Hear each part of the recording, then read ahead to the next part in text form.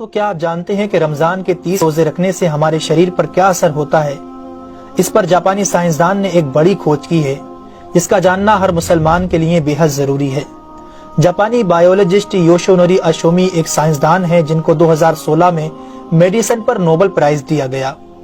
ان سے جب پوچھا گیا کہ آپ نے کون سی ایسی چیز بنائی ہے جس کی بنا پر آپ کو دنیا کا سب سے بڑا انعام نوبل پرائز دیا جا رہا ہے، تو انہوں نے کہا تھا کہ میں نے کینسر کی ممکنہ دوا کھوج لی ہے، اور اس بات پر دنیا نے بڑے پر انداز میں ان کی کاوش کو سراہا اور مبارکباد دی گئی۔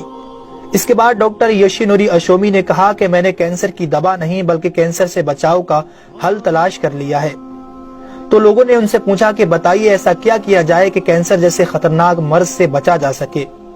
تو انہوں نے کہا کہ جب ہم بھوکا رہتے ہیں تو ہماری باڈی میں موجود غذائیت ختم ہونے لگتی ہے، جس کی وجہ سے جسم بھوک محسوس کرتا ہے۔ اگر اس بھوک کے دوران جسم تک کھانا نہ پہنچے تو ہمارا جسم بھوک کی شدت کی وجہ سے اپنے اندر موجود ان زہریلے سیلز کو کھانا شروع کر دیتا ہے جو کینسر کا سبب بنتے ہیں۔ اس عمل کو میڈیکل کی لینگویج میں آٹوفیگی کہا جاتا ہے۔ اگر آپ چاہتے ہیں کہ آپ کا جسم ایسے بیمار سیلز سے پاک ہو تو آپ کو بھوکا رہنا چاہیے۔ جب ایسے سیلز مرنا شروع کر دیتے ہیں تو کینسر کا پرسنٹیج کم ہو جاتا ہے۔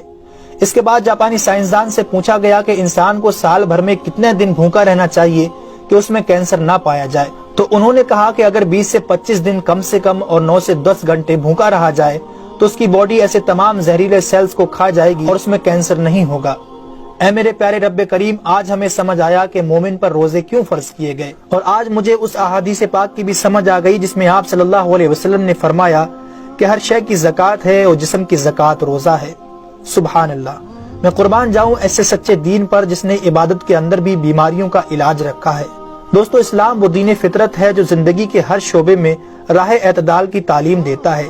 اس لیے آج نہ صرف مغرب میں زیادہ کھانے کو ناپسند کیا جاتا ہے بلکہ اسے انسانی صحت کے لیے بھی نقصان دہ سمجھا جاتا ہے۔ اللہ تعالیٰ نے اپنے پیارے محبوب حضرت محمد صلی اللہ علیہ وسلم پر وحی نازل فرمائی، کھاؤ پیو اور حد سے نہ بڑھو، بے شک وہ حد سے بڑھنے والوں کو پسند نہیں فرماتا۔ اس کے علاوہ حضرت ابو ہریرہ رضی اللہ تعالیٰ عنہ سے روایت ہے کہ رسول اکرم صلی اللہ علیہ وسلم نے ارشاد فرمایا، کھاؤ پیو اور پہنو اور خیرات کرو بغیر فضول خرچی اور تکبر کیے۔ دوستو، انسان کو کھانے کی صرف تھوڑی سی مقدار کی ضرورت ہے جو انسانی جسم میں توانائی پیدا کر سکے، جتنی توانائی انسانی زندگی کے لیے ضروری ہے، اور جس سے اس کی صحت اچھی رہے اور وہ اپنی روزمرہ کی ذمہ داریاں پوری کر سکے۔ انسانی جسم کو جتنا کھانے کی ضرورت ہے اس سے زیادہ جسم میں داخل ہونے والا کھانا چربی بن جاتا ہے، جس کی وجہ سے انسان کا جسم بڑھ جاتا ہے، اس کی رفتار سست ہو جاتی ہے اور وہ بہت زیادہ تھکن محسوس کرنے لگتا ہے۔ اس کے علاوہ انسانی جسم بہت سے امراض کا شکار بھی ہو جاتا ہے۔ اسی لیے اللہ تعالیٰ نے روزے فرض کیے تاکہ 11 مہینوں کے دوران کھانے پینے کی بے احتیاطی کا ازالہ ہو سکے۔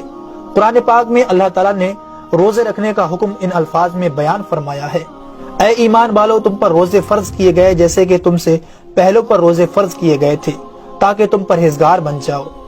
دوستو، قرآن مجید میں بیمار اور مسافر کے لیے روزے مؤخر کرنے اور جو روزہ نہ رکھ سکے ان کے لیے فدیہ ادا کرنے کا حکم دیا ہے۔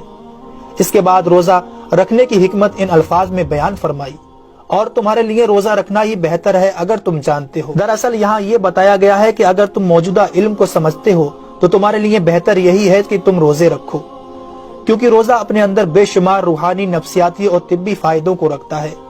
روزے کی طبی افادیت کی طرف نہایت مختصر مگر جامع اشارہ نبی اکرم صلی اللہ علیہ وسلم نے ان الفاظوں میں بیان فرمایا، روزے رکھو اور تندرست ہو جاؤ۔ اللہ رب العالمین ہم سب کو اس مہینے میں زیادہ سے زیادہ نیکیاں کرنے اور سارے روزے رکھنے کی توفیق عطا فرمائے، آمین ثم آمین۔ تو کیا آپ جانتے ہیں کہ رمضان کے